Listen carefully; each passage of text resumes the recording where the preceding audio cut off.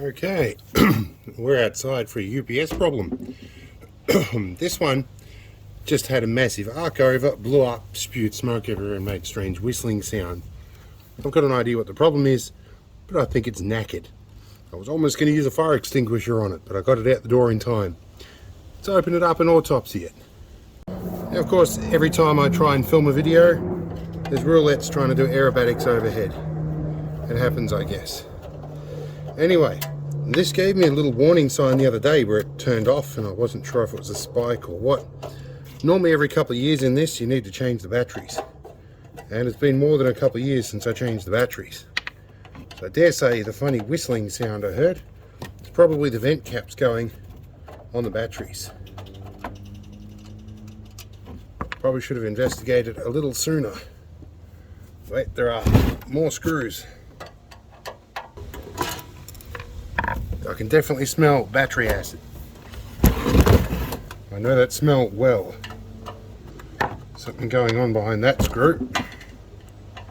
The transformer's been working very hard for quite a while. The base is very hot. And the base down here, and I can feel the heat still radiating out. That would probably be in keeping with batteries that have gone low resistance, which happens with lead acids over age. Okay, let's have a look. Yep, batteries are still smoking. There's a big bulge in them. Let's pull the battery leads off before we do anything else. So I heard a big angry mains voltage arc somewhere. I'm not sure where that might have been. It might have been the fuse that blew. We'll check that in a minute. Well, realistically, before I do anything else with this, I do need to remove the batteries anyway and see what's going on. More battery acid. I've had to ventilate the room that this was in. But yes, I hope the arc I heard was the fuse blowing. You know what, while we're around the back, let's check the fuse. Because it didn't kill my electronics, fortunately. Okay, well there's a fuse that looks very, very blown. So that may have saved my bacon.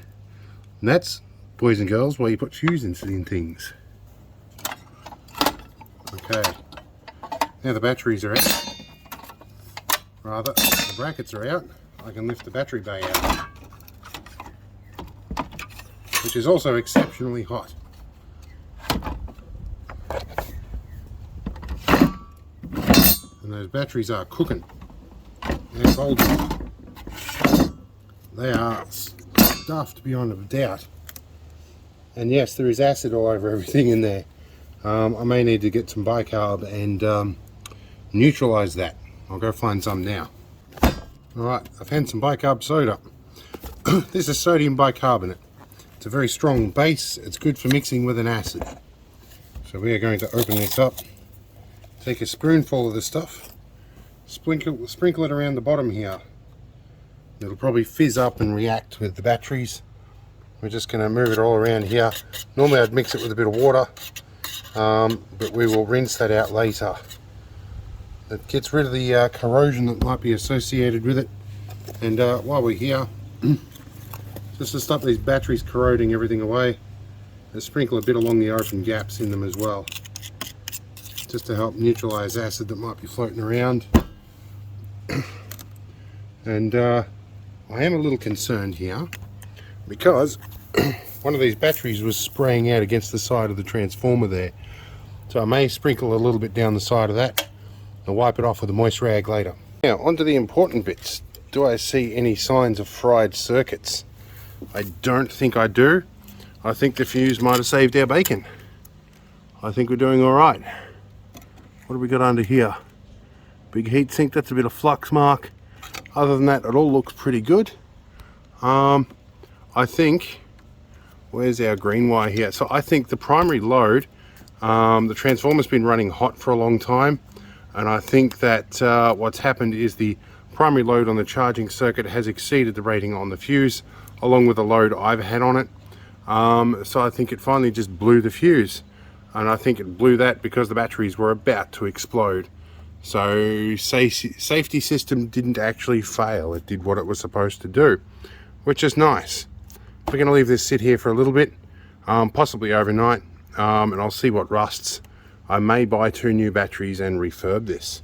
We'll find out. But for now, I need to go and work out how to get everything powered up inside because my surveillance system is down.